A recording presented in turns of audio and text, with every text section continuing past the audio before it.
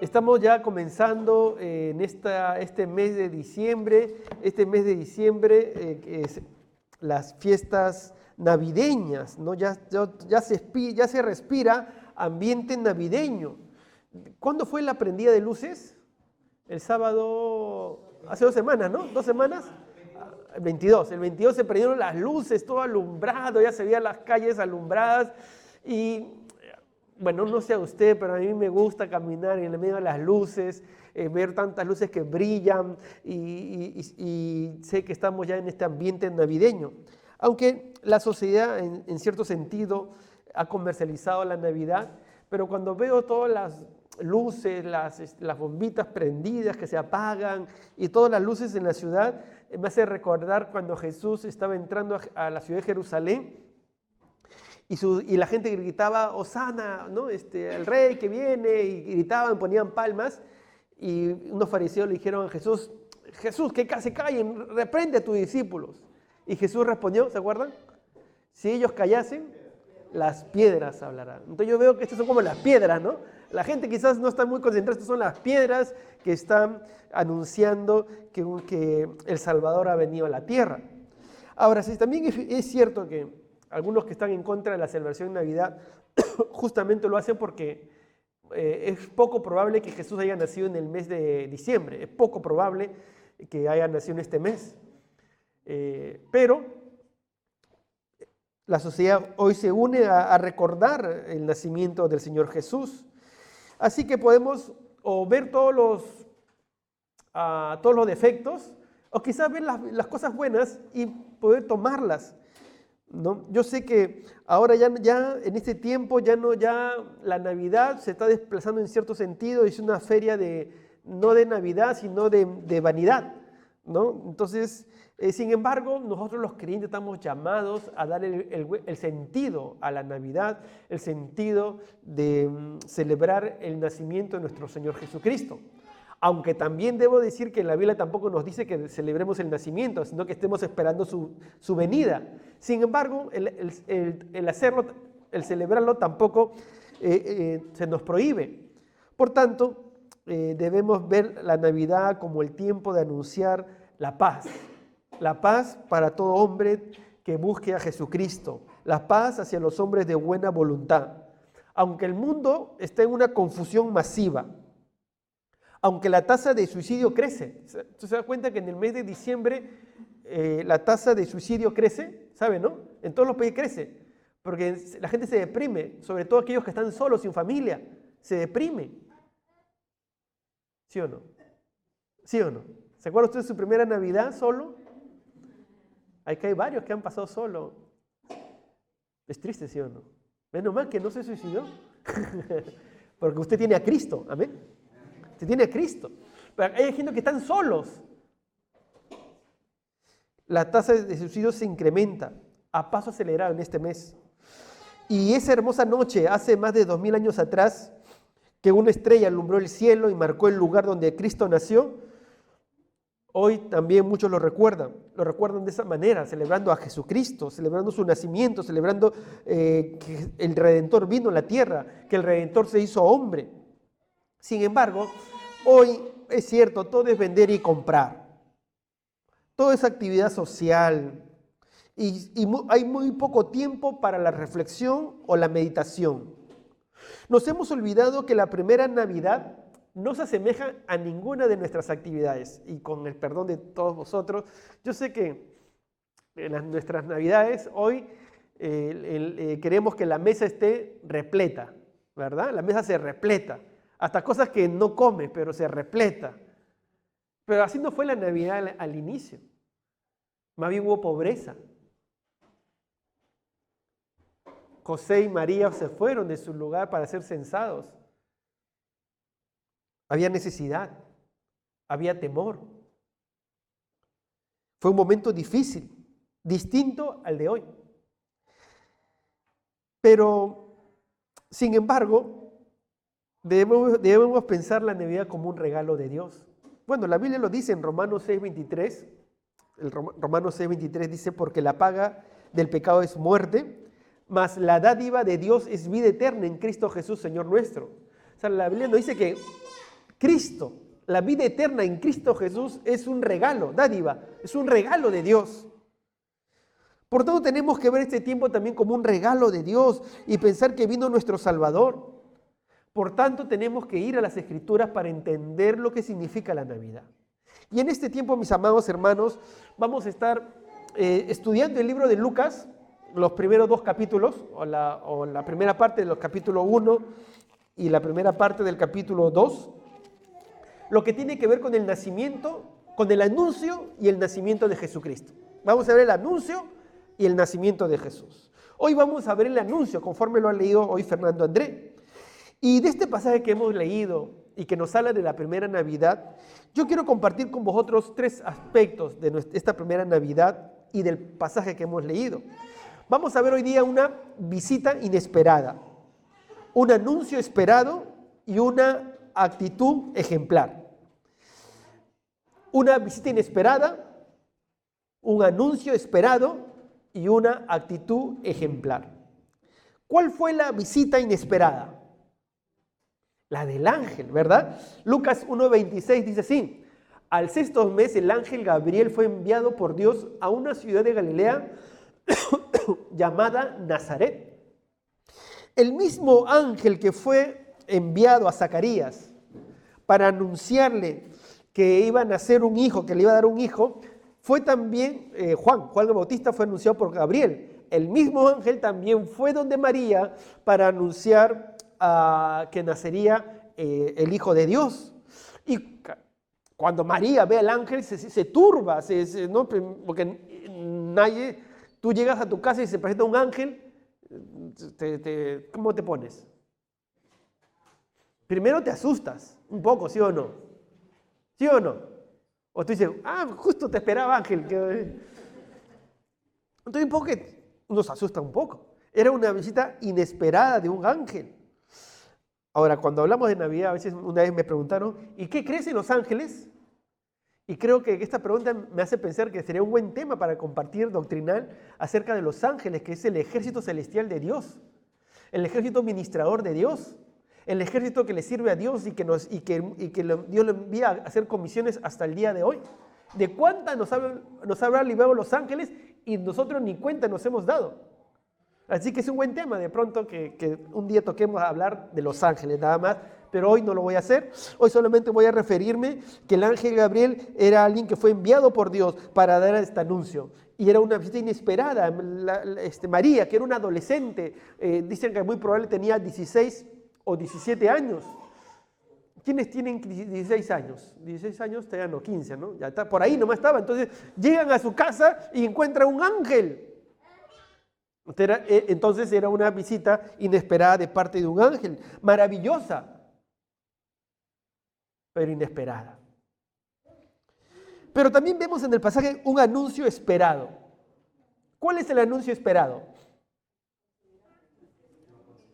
Que va a concebir no puede ser esperado, porque una joven de 16 años que conciba no iba a esperarlo por nada. Muy bien.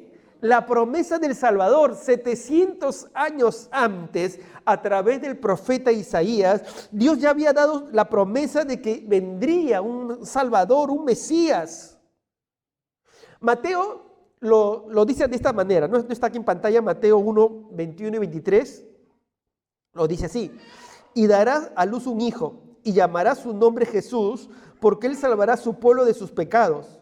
Y él dice, mire, todo esto aconteció para que se cumpliese lo dicho por el Señor por medio del profeta cuando dijo: he aquí una virgen concebirá y darás a luz un hijo y llamarás a su nombre Emmanuel, que traducido es Dios con nosotros.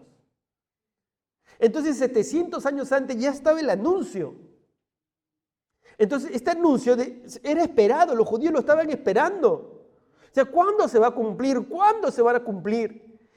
Y pasaban los años, como hoy, de pronto, sabemos que Cristo viene por segunda vez, ¿verdad? ¿Amén? ¿Cuántos dicen amén? Pero algunos pueden estar diciendo, ¿y cuándo? ¿Y cuándo? ¿Y cuándo? Pero sí sabemos que está cerca. ¿Cuántos dicen amén? Estamos cerca. En ese tiempo también se cree que estaba cerca, que ya llegaba la venida del Mesías. Entonces lo estaban esperando. Pero antes de hablar de este anuncio esperado, cuando el ángel se presenta y da el anuncio, lo primero que hace, y me maravillo por ello, es que primero le da palabras de aliento a María. Dios siempre obrando, pero Dios siempre alentando. Y utiliza el ángel Gabriel para alentar a María. Vamos a leerlo, Lucas capítulo 1, 26 al 30. Dice así: al sexto mes, el ángel Gabriel fue enviado por Dios a una ciudad de Galilea, llamada Nazaret, a una virgen desposada con un varón que se llamaba José, de la casa de David, y el nombre de la virgen era María. Y entrando el ángel donde ella estaba, dijo: salve muy favorecida, el Señor es contigo, bendita tú entre las mujeres. Mas ella, cuando le vio, se turbó por sus palabras y pensaba: ¿qué salutación sería esta? Entonces el ángel le dijo: María, no temas, porque has hallado gracia delante de Dios. Entonces vemos cómo el ángel anima a María, pero lo primero que hace en el relato es identificar un poco a María. María, en hebreo es Miriam, con mayor probabilidad que su nombre significa exaltada, era del linaje de David, era una virgen, pero prometida en matrimonio, es decir, desposada. ¿Cómo era en esos tiempos?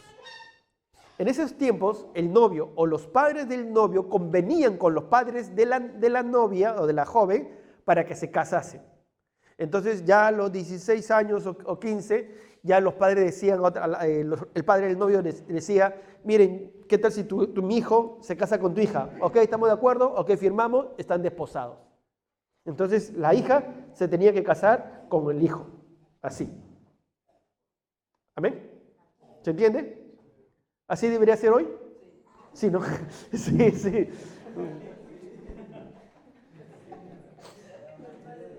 Los padres, ¿qué dicen los padres? ¿No? Nosotros mismos. Muy bien. Pero así era en ese tiempo. Entonces, y era un compromiso. Era un compromiso. Era virgen, pero estaba desposada. Y ese estado lo obligaba ya a ser fiel al compromiso. Y el hecho de estar embarazada era un adulterio penado con muerte.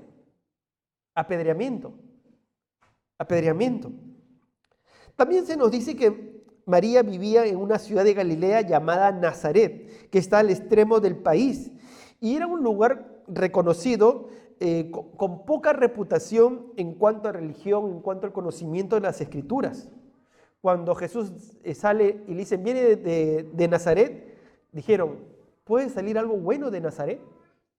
Porque se le conocía como un lugar de bajo conocimiento de la palabra de Dios, un barrio que no buscaba a Dios y de poco conocimiento. Así era considerado Nazaret. Sin embargo, el ángel va hasta Nazaret y cuando ve a la Virgen le dice: salve muy favorecida. ¿Por qué le dice salve muy favorecida? Porque quería levantar el ánimo de ella.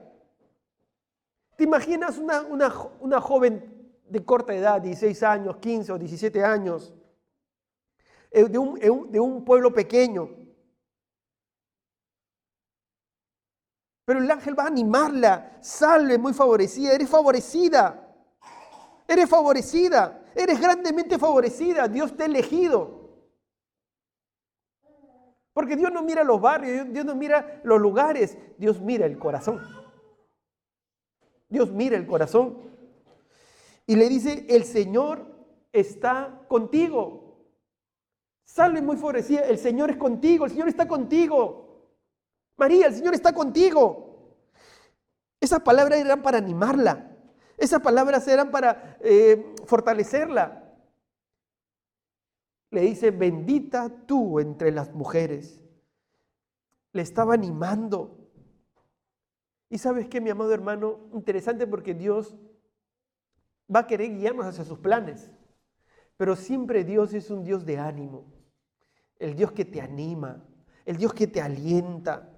El Dios que te dice: eres favorecido, favorecida, mi hermana, mi hermano. Favorecido de parte de Dios. Y somos favorecidos de día ahora que somos llamados hijos de Dios. Amén. somos llamados hijos de Dios, somos favorecidos de Dios. Los demás son creación de Dios. Pero todos aquellos que han rendido su vida y su corazón al Señor son hijos de Dios. Somos favorecidos por Dios, por su gracia. Somos hijos de Dios. Bendita tú entre las mujeres. El Señor está contigo. Son palabras que nos animan, que tenemos que recordar que Dios prometió, Jesucristo prometió estar con nosotros todos los días hasta el fin. Él prometió y eso nos anima. No estás solo, mi amado hermano. Mi amada hermana, no estás solo. El Señor está contigo. Son palabras que nos animan. Son palabras que nos fortalecen. Dios se preocupa por nosotros, mi amado hermano. Y Él quiere animarte. Él quiere que sigas adelante. Él quiere fortalecerte. Él quiere que confíes en Él. Él quiere que dejes de temer y dependas de Dios. Deja de temer. Deja de turbarte. Dios te ama. Eres su hijo y Él ha puesto su mirada en ti. ¿Cuántos dicen amén? Le anima. Y una vez que le anima, le da el anuncio esperado. El anuncio de la encarnación del Mesías. El anuncio de la encarnación de la segunda persona de la Trinidad. Y le dice así, Lucas capítulo 1, versículo 31 al 33.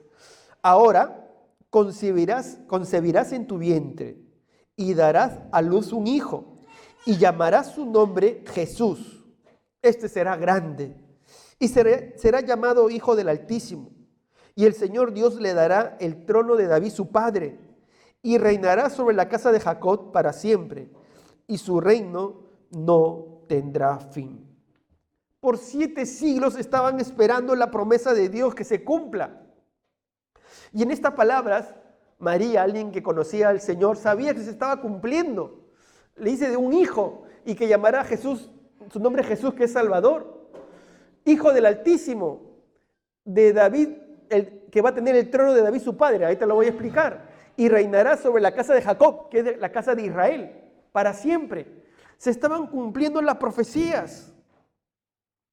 Las profecías tan esperadas se estaban cumpliendo.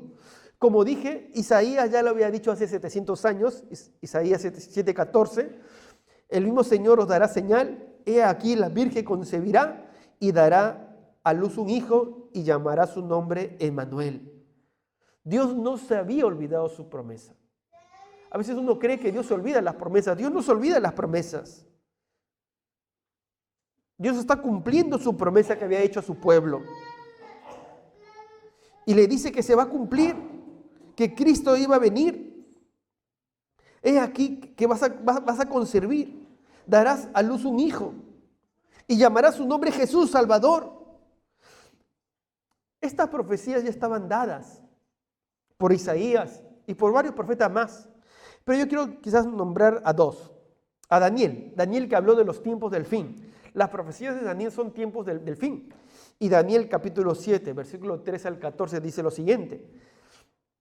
Cuando ve una visión de varios monstruos que se presentan y ve toda la parte final del fin, miren lo que dice al final.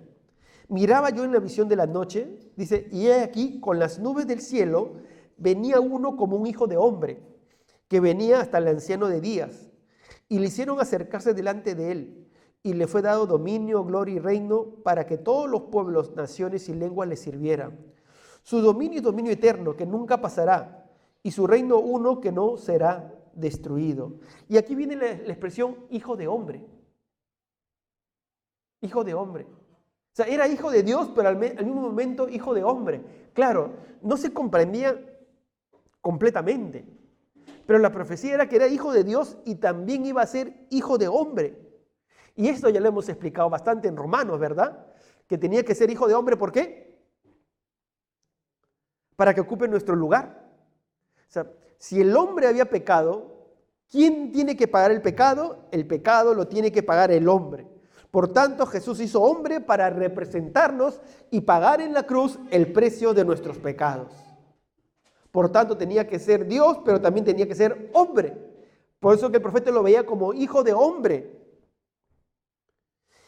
Y además tenía que venir a ocupar el trono de David. ¿por qué, pastor, el trono de David?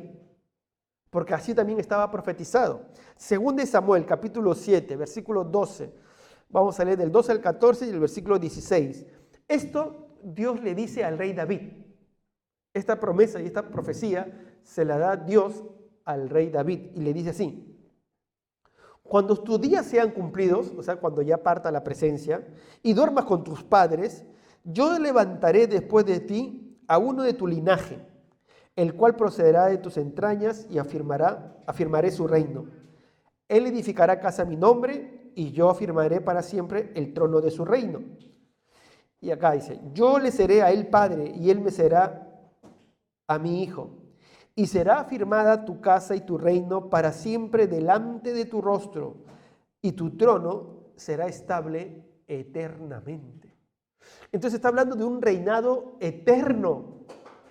El Mesías iba a venir del linaje de David para reinar eternamente. Por eso que te das cuenta que cuando a Jesús, algunos le decían hijo de David, porque cuando le decían hijo de David, estaban reconociendo la profecía del que era el rey, que iba a reinar eternamente. Por eso le gritaban, hijo de David, le gritaban, porque le reconocían como el rey que reinaría eternamente. Esta es una profecía que se había dado. En el Salmo 2 también lo dice, Salmo capítulo 2, versículo del 7 al 12, dice así. El salmista dice así: yo publicaré el decreto. Jehová me ha dicho, mi hijo eres tú. Yo te engendré hoy. Pídeme y te daré por herencia las naciones, y como posesión tuya los confines de la tierra. Los quebrantarás con vara de hierro. Como vasija de alfarero los desmenuzarás. Ahora pues, oh reyes, sed prudentes. Admitid amonestación, jueces de la tierra. Servid a Jehová con temor y alegraos con temor. Honrad al Hijo, para que no se enoje y perezcáis en el camino, pues inflama de pronto su ira. Bienaventurados todos los que en él confían. Entonces vemos aquí, la profecía se estaría cumpliendo, que ya se había dado 700 años antes a través del profeta Isaías, que Daniel también había hablado del Hijo de Hombre, que se había hablado del reinado de Cristo. Se estaría cumpliendo, los judíos estaban esperando ese cumplimiento. Ellos decían, ¿hasta cuándo? ¿Hasta cuándo? Y María, cuando escucha ese anuncio, entonces estaría viendo el cumplimiento de esa profecía, un anuncio esperado, una promesa esperada, la encarnación de Cristo. Por supuesto que no la comprendían cabalmente, pero entendían que iba a venir el Hijo de Dios, el Salvador, a la nación para salvarle. Entonces María, al escuchar esto, ve el cumplimiento. Por eso que María pregunta en Lucas capítulo 1, versículo 34 al 37, le dice, entonces María dijo al ángel, le pregunta, ¿cómo será esto? Pues no conozco varón. Respondiendo el ángel le dijo, era virgen, no conozco varón. Respondiendo el ángel le dijo, el Espíritu Santo vendrá sobre ti y el poder del Altísimo te cubrirá con su sombra, por lo cual también el santo ser que nacerá será llamado Hijo de Dios. Y he aquí tu pariente Elizabeth, ella también ha concebido hijo en su vejez, y este es el 6º mes para ella, la que llamaban estéril, porque nada hay imposible para Dios. ¿Cuántos dicen amén? Nada hay imposible para Dios. María le pregunta, ¿cómo será esto si yo no conozco varón? Pues se le dice que Dios mismo, el Espíritu Santo, vendrá sobre ti. El poder del Altísimo te cubrirá con su sombra. Iba a ser una concepción divina del Espíritu Santo. No podemos entender a cabalidad completamente ello, pero lo que sí vemos es que el Espíritu Santo iba a venir sobre María, iba a producir la encarnación del Hijo de Dios. El gen divino vendría al cuerpo de María, por decirlo de una manera. Pero lo que sí sabemos es que el Espíritu Santo iba a cubrirla, iba a venir sobre ella el poder del Altísimo y que iba a producir la concepción maravillosa. Iba a ser humano porque iba a estar en el vientre de María. Se producía en ese momento la encarnación de Dios. Jesús siendo 100% Dios y Jesús siendo 100% hombre. Jesús no dejó de ser de Dios, sino que dejó por un momento la gloria que le daban en el cielo para venir y hacerse hombre y venir a habitar en el vientre de una mujer, hacerse un embrión. Tomó esa decisión de donde estar en su reino, donde todos los ángeles le dan honor, a hacerse un embrión, a nacer, a venir, a formarse un embrión y nacer como hombre. ¿Cómo va a ser esto? Era la pregunta de María, porque no lo comprendía. Hay cosas que a veces no comprendemos del Señor, pero lo que sí sabemos es que Dios cumple su voluntad, porque el ángel le dice, el siguiente, el 30, okay. He aquí tu pariente Elizabeth, ella también ha concebido hijo en su vejez. Mira María, esto es un milagro de Dios y la anima. También ha pasado con Elizabeth. Elizabeth ha concebido a Juan el Bautista. Era estéril, pero nada hay imposible para Dios. Nada hay imposible para Dios. María, no hay nada imposible. Y quizás eso debemos recordar hoy, mi amado hermano. No hay nada imposible para Dios. Dios lo que quiere obrar, obrará.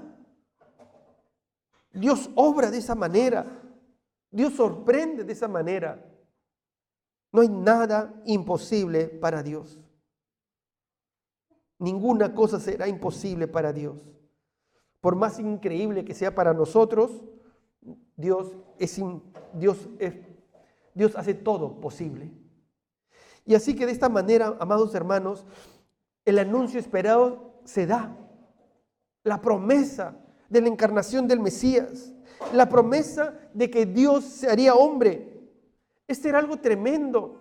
Es algo tremendo porque desde ese momento comienza el proceso de la salvación para nosotros. Jesús se hace hombre y muere en la cruz por ti y por mí.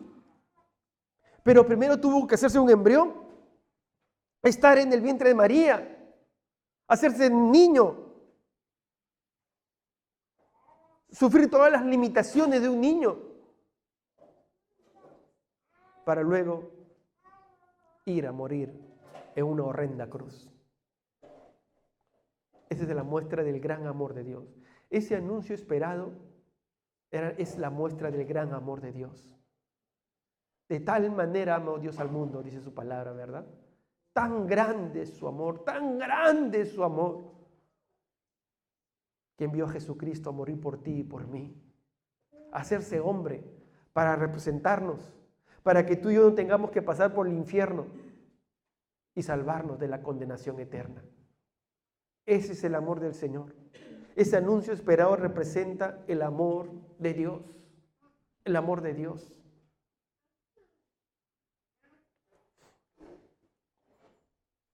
Pero tercero, lo que también vemos aquí es una actitud ejemplar. Una actitud ejemplar. Dice Lucas 1:38, el último versículo. Entonces María dijo, he aquí la sierva del Señor, hágase conmigo conforme a tu palabra. Y el ángel se fue de su presencia. Qué ejemplo de María. Qué gran ejemplo de María. Se dice ella, he aquí la sierva del Señor. He aquí la esclava del Señor. En otras palabras, he aquí una mujer completamente al servicio del Señor. Ella no pone peros, ella no dice, mira, ¿sabes qué? Puedes buscar a otra persona de pronto porque un poco difícil esta situación que me pones. Además, voy a tener que hacer algunos gastos. Yo no pensaba ser mamá ya. Entonces, ser mamá implica gastos económicos. Entonces, mejor otra persona. No, he aquí la esclava del Señor, he aquí la sierva del Señor. Y dice, hágase conmigo conforme a tu palabra. Es decir, la palabra la cita como rectora. La palabra de Dios era quien iba a guiar a María, no sus deseos, sino la palabra de Dios. Ella centraba sus esperanzas en la palabra de Dios. Y es la palabra de Dios donde tenemos que fundarnos y descansar en la palabra de Dios. Esa actitud de María es una actitud ejemplar. que nos hace recordar la actitud que debemos tener hoy. Una actitud en este tiempo de servicio. He aquí la sierva del Señor. Una actitud de servicio. Una actitud de adecuarnos a la palabra de Dios. Pero raramente lo que ocurre en el mes de diciembre es que las personas, ¿en qué más se enfocan? En la fiesta, en lo comercial. Y nos olvidamos que debería ser el mes, quizás, de tomar la actitud de María. Ser siervos del Señor, más siervos del Señor, adecuarnos a su palabra. Pero muchas veces lo comercial se vuelve tan abrasador que a los creyentes nos alejan de las cosas del Señor y tomamos paréntesis en las cosas de Dios, lo cual no debe ser así, mi amado hermano. En el primer anuncio, en el anuncio de la Navidad, María mostró la actitud correcta, la actitud que tú y yo debemos tener, ser servidores del Señor y que la palabra de Dios sea nuestra guía. ¿Sabe, mi amado hermano? Quizás si con algo debemos irnos hoy, es que podamos tener una actitud correcta en estas fiestas. En esta fiesta tenemos que anunciar al Salvador. Recuerda, Dios está contigo. Eres un hijo y una hija de Dios. Él te fortalece, Él te anima, Él está contigo, Él te acompaña. Pero te acompaña para que le sirvas, para que le honres, para que deje que su palabra te guíe. Deja que la palabra de Dios te guíe. Deja que la palabra de Dios te conduzca. Cuando salimos a las calles, vemos muchas luces brillar, ¿verdad? Bastantes luces brillar. Tú caminas por Paseo de Gracia y ves muchas luces brillar y ves en muchos lugares muchas luces que brillan, brillan y brillan.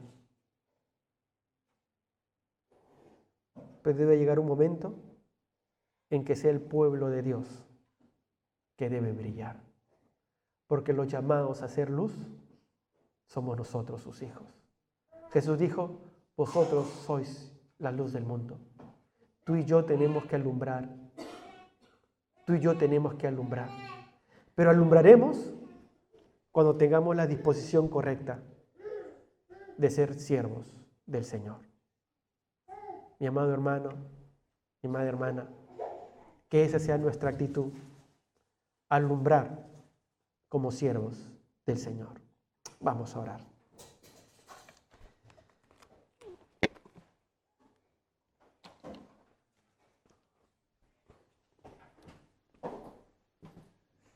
Vamos a orar ahí.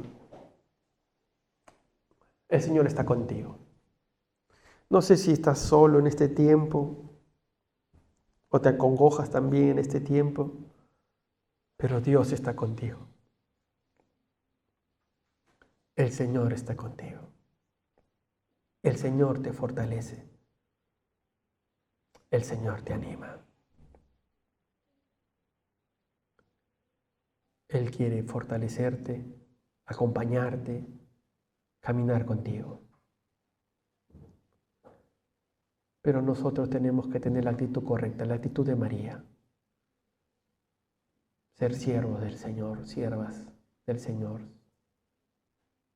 Mi amado hermano, es que este sea un momento para renovarnos como siervos y siervas del Señor. Y que nada nos desvíe de este sentir, de honrarle, de servirle.